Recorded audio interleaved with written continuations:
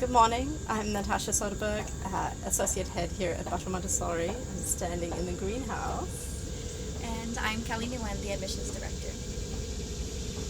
This morning we're going to chat a little bit about care and responsibility of the classroom and the children's role in that. Every single child in the classroom has a specific job that they do in the classroom, which we call chores, that they are in charge of, and they all work together to take care of their environment.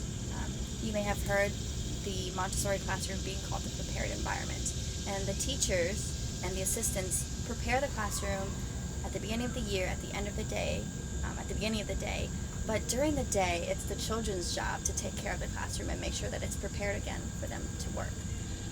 There's so many jobs for the children. There's the biologist, that's the child who takes care of the biology shelf, and then maybe they're also feeding the fish and watering the plants.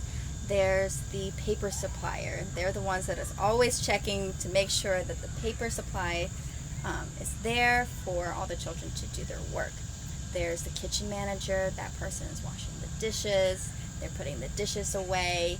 They're putting out new recipes and making sure that all of our cooking materials and all of our cooking supplies are plentiful so that we can do all of our cooking and baking in the classroom. There's the mathematician. They take care of the math shelf. They make sure all the beads are in order, that we're not missing any of those tiny little green, blue, red beads. The carpet manager, they're going around with the carpet sweeper and they're getting all of the paper scraps up off of the floor.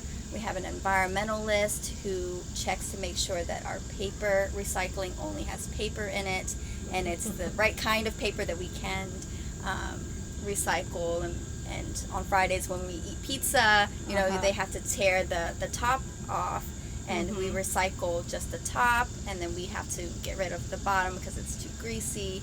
But they also go outside where we keep our plastic recycling and make sure that all of our plastic and our aluminums in that recycling bin, there's nothing in there that can't be recycled. That person also checks to make sure that the compost has all of the compostable materials in it. So the food scraps, either it's appropriate for the chickens to eat or it's appropriate for us to compost. There's so many different jobs that in the classroom that each child has their own job so that they can be responsible for their own classroom. And these jobs change according to the needs of the children, right? If it's a really young class, maybe they keep their jobs for a little bit shorter or a little bit longer, whatever they need.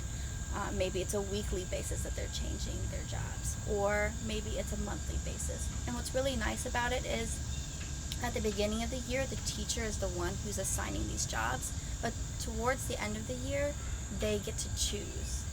We go around and they say, I'm really passionate about the fish that we have in the classroom, and I want to be the one who is feeding the fish.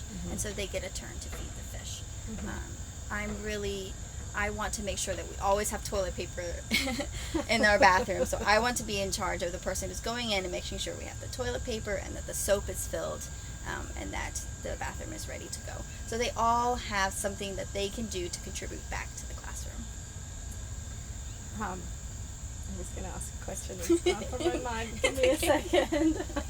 It's posted in the classroom, right? Yes. Their jobs are posted in the classroom so they can also go and see who's responsible for which area. And that's really nice because let's say a copy needs to be made, so they can go and there's a classroom secretary. So they'll go and they'll say, "Excuse me, classroom secretary, can you please make 20 copies of this? I'm the paper supplier, and we ran out of this type of paper, and I would really like to use this paper."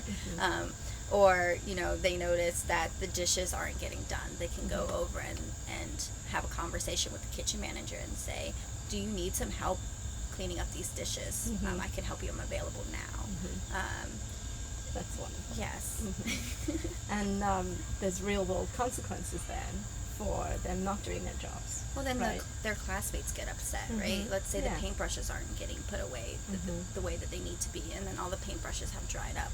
And the person who's taking care of the art shelf, they get really into it and they get really passionate about it. And then we'll have these community meetings where we'll come in and we'll all just sit in a circle, and the person who's taking care of the artist, we'll call them, will take the paintbrushes over and just we'll pass around the paintbrush and say, look how we can no longer use these paintbrushes. What can we do to make sure that these paintbrushes are being taken care of, and so that when they're put back on the shelf, they're ready to go for the next person. So there is that real world consequence, and maybe the problem will be solved for a week. Right? Maybe that solution will work for the week, and then the next week it doesn't work anymore. So they need to go back, maybe have another meeting, or maybe there's a specific student they have to go to have that conversation with, right? They'll bring them over to the peace table, and they'll use their I statements. I really wanted to do some acrylic painting today, but I couldn't because the paintbrushes were all dried up. In the future, when you finish using the paintbrushes, can you please wash them using these steps? Okay. And then they'll solve their problem that way.